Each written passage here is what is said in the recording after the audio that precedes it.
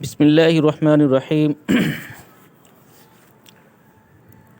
حضرات، آج ہم آپ کے سامنے ایک ایسا واقعہ لے کر آئے ہیں جس کا عنوان ہے بن دیکھا سودا۔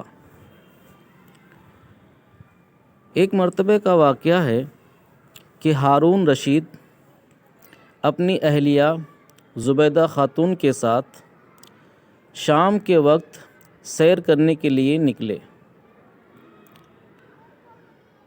آگے دیکھا کہ ایک بزرگ صاحب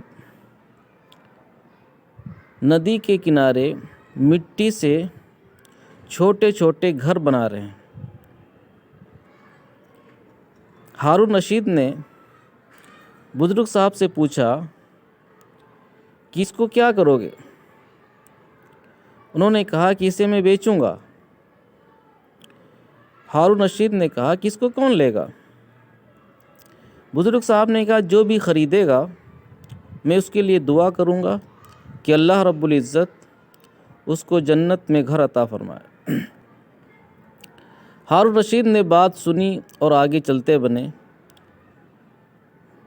ان کی اہلیہ نے بزرگ صاحب سے پوچھا کہ کتنے کا بیچو گے؟ انہوں نے کہا کہ 1 درہم کا۔ ان کی اہلیہ نے 1 درہم دے کر کے اس گھر کو خرید لیا۔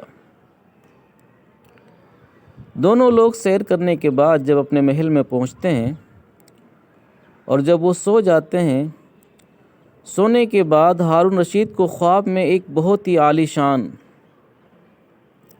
بہت ہی اچھا مکان دکھائی دیا جس کے گیٹ پر لکھا ہوا تھا زبیدہ خاتون۔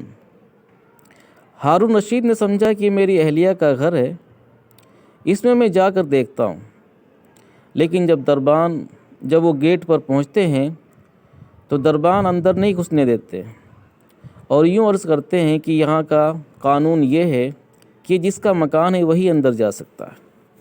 اب ہارون رشید کی جب آنکھ کھلی، صبح ہوئی، اب وہ بے چینی کے عالم میں تھے کہ کس وقت شام ہو جائے اور میں پھر وہیں پر پہنچوں اور بزرگ صاحب سے 1 درہم کا مکان خرید لوں۔ جب وہ پہنچتے ہیں تو دیکھا کہ بزرگ صاحب پھر وہ چھوٹے چھوٹے بچوں والے گھر ندی کے کنارے بنا رہے ہیں۔ ہارون رشید نے لپک کر کے کہا کہ یہ 1 گھر مجھے دے دو اور 1 درہم یہ لے لو۔ بزرگ صاحب نے عرض کیا اس کی قیمت اب 1 درہم نہیں ہے، جو آپ کی سلطنت ہے اس سلطنت کا آدھا سرمایہ اس کی قیمت ہے۔ تو بزرگ صاحب سے ہارون رشید نے کہا کل آپ 1 درہم کا دے رہے تھے اور آج آپ کہتے ہیں کہ کل سلطنت کا آدھا حصہ چاہیے۔ تو بزرگ صاحب نے کہا کہ ہارون رشید، کل تک یہ سودا اندیکھا تھا، بغیر دیکھا تھا، آج آپ نے دیکھنے کے بعد سودے کی قیمت لگائی ہے، اس لیے سودا مہنگا ہو گیا ہے۔ تو بھائیو، جو ایمان ہے اس کی حقیقت آج ہمیں احساس نہیں ہو رہا ہے، لیکن جس دن ہماری آنکھیں بند ہو جائیں گی اس دن اس ایمان کی حقیقت کا اندازہ ہوگا۔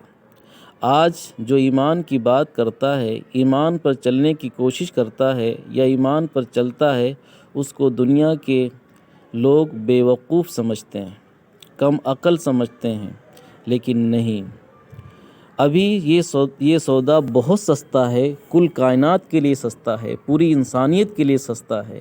جو بھی ایمان قبول کرے گا، اس پر عمل کرے گا، تو اللہ رب العزت مرنے کے بعد وہ جگہ اس کو عطا فرمائیں گے جس جگہ کے بارے میں نہ کسی آنکھ نے دیکھا ہے، نہ کسی عقل اس کا شعور کر سکتی ہے، نہ کسی عقل کے اندر وہ آ سکتا ہے، اور وہ چیز جنت ہے۔ اس لیے اللہ رب العزت کے بتائے ہوئے وعدوں پر، حضور پاک صلی اللہ علیہ وآلہ وسلم کی بتائی ہوئی باتوں پر عمل کر کے ایمان کو مضبوط کریں، ایمان پر محنت کریں، ایمان کے بول بولیں۔ انشاءاللہ اللہ رب العزت کی ذات سے امید ہے کہ مرنے کے